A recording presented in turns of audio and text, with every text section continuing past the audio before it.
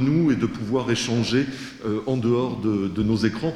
Je salue les collègues et amis aussi à distance qui, pour diverses raisons, n'ont pas pu nous rejoindre et je suis honoré de pouvoir présenter ces quelques mots à la demande de Jean-Paul et du secrétariat général de la JUCAF. Présenter quelques mots sur la motivation et les techniques de motivation des juges. Alors, c'est un thème qui est sans fin et sans fond, hein, je crois, la motivation des juges. Donc, Monsieur le Président, 20 minutes, c'est très court, mais je vais essayer de m'y tenir.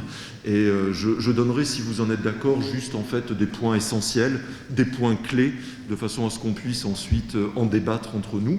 Et il y aura, je pense, une diffusion du papier, par ailleurs, du papier écrit. En guise d'introduction, peut-être dire quelques mots sur le sens de la motivation, et ça a déjà été profondément souligné.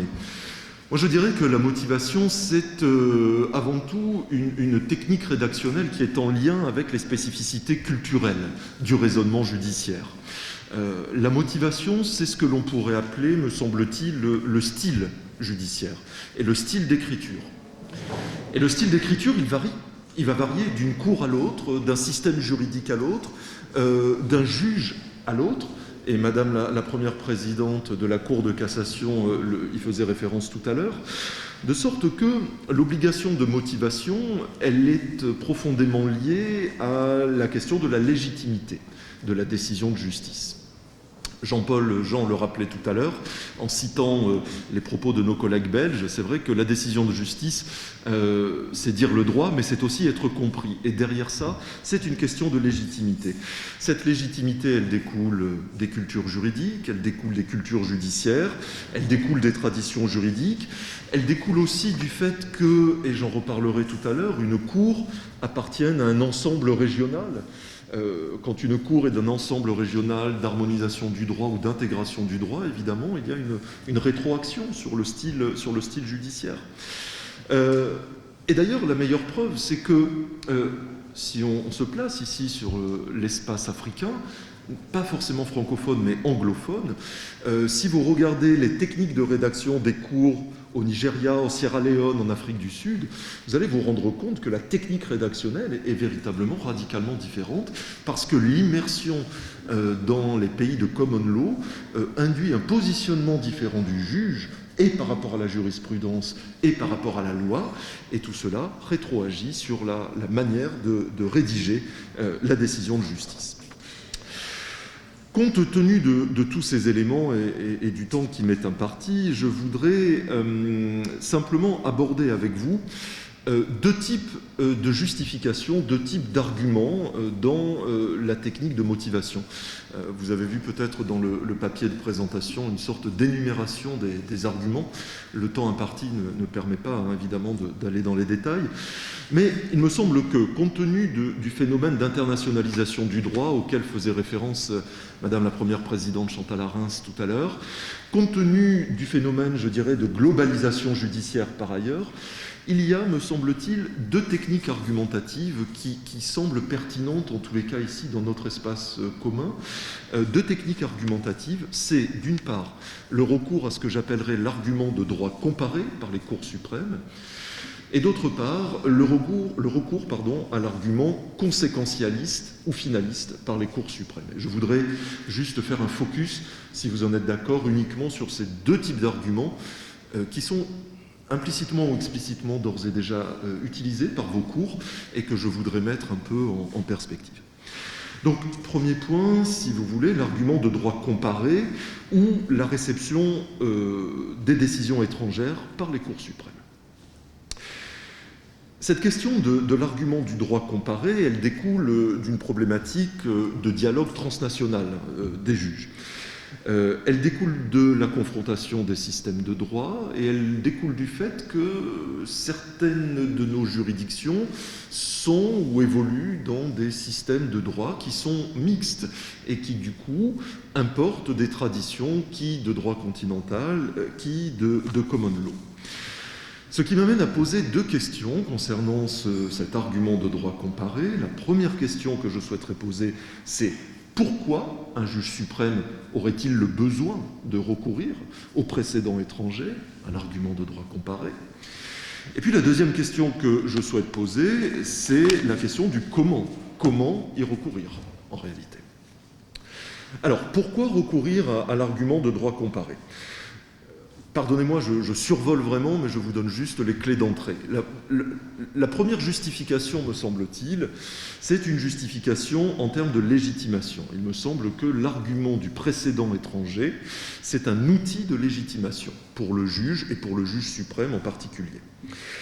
Légitimation du statut, légitimation de l'office du juge, et cette légitimation, elle est très utile aux cours suprêmes que j'ai classées dans deux catégories. Finalement, il y a d'abord les cours suprêmes qui sont les jeunes cours suprêmes, qui sortent de crise, qui sortent de transitions politiques et constitutionnelles.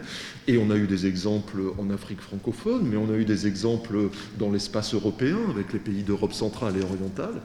Il me semble que pour ces cours suprêmes-là, le recours à l'argument de droit étranger, c'est un moyen, si vous voulez, d'inscrire la Cour suprême dans une logique de mise en conformité avec les valeurs universelles de l'espace auquel elle appartient. Et comme je le disais, l'espace francophone fourmille d'exemples, mais je n'ai pas le temps d'aller sur ce terrain-là. La deuxième famille de cours suprêmes qui peut recourir, me semble-t-il, à l'argument de droit étranger, et là on est très directement concerné, ce sont les cours suprêmes qui appartiennent à des systèmes d'intégration ou de coopération régionale. Et évidemment, on pense ici à la CEDEAO, la CEMAC, l'OHADA, etc. Et dans ces systèmes, le rôle du précédent étranger est tout à fait essentiel parce qu'il y a un objectif de convergence juridique et jurisprudentielle entre la Cour suprême du système d'intégration ou d'harmonisation et les cours suprêmes nationales.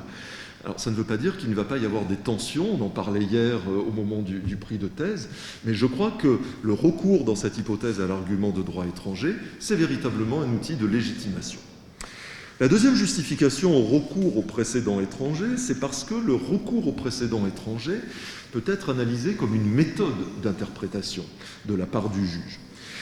Vous savez, classiquement, Savigny, au XIXe siècle, en 1840, distinguait plusieurs techniques d'interprétation, l'interprétation grammaticale, l'interprétation logique, historique et systématique. Bien. Je dirais qu'il y a peut-être aujourd'hui une cinquième méthode d'interprétation qu'on pourrait identifier à travers ce recours à l'argument de droit étranger. Parce que ce recours à l'argument de droit étranger, quand il est utilisé, il induit un raisonnement tout à fait spécifique de la part du juge, et on pourra en reparler tout à l'heure, à telle enseigne que les juristes anglo-saxons, et notamment américains, pour certains d'entre eux, se sont vraiment opposés à ce recours à cet argument-là, en disant « mais recourir à l'argument de droit étranger, c'est aller contre la technique d'interprétation originaliste. L'originalisme, en common law, c'est se référer finalement à l'intention des pères fondateurs de la Constitution ou de la norme, et donc ça n'est surtout pas, j'allais dire, exotiser la norme en important une décision étrangère qui viendrait donner un autre cadre d'interprétation. Donc là, il y a un vrai conflit doctrinal quant à cette question de la méthode d'interprétation. Alors, on pourrait en discuter longtemps parce que la Cour suprême du Canada, dans l'espace francophone, recourt à l'argument de droit étranger de manière assez fréquente, assez récurrente, avec des vrais arguments. Mais là encore, c'est un point que je développerai, si vous le voulez, lors de la discussion. La deuxième question que je voulais aborder sur l'argument de droit étranger, c'est le comment recourir à l'argument de droit étranger. Après le pourquoi, le comment. Deux niveaux d'analyse. Comment recourir à l'argument de droit étranger? Il faut y recourir d'abord parce que l'argument doit être un argument signifiant. Le précédent étranger doit avoir un sens pour le juge qui l'importe. Ce qui importe de s'interroger, ce qui implique de s'interroger aussi sur les principes directeurs de la recherche de l'argument de droit étranger. Qu'est-ce qui va faire que telle Cour suprême va décider de recourir à un précédent étranger? Plusieurs types d'arguments. Un argument culturel, une appartenance commune à la famille romano-germanique, à la famille de common law. Un argument lié au style judiciaire, une appartenance commune à un style discursif, à un style narratif, à un style argumentatif. Un argument lié à la proximité textuelle, ce texte que je dois appliquer me semble identique à tel texte que telle Cour suprême dans un autre système a appliqué. Donc j'importe la décision qui en résulte. Un argument lié à la proximité contentieuse. Le cas que j'ai à examiner en tant que Cour suprême a déjà été examiné de manière similaire par telle autre cour. Et puis,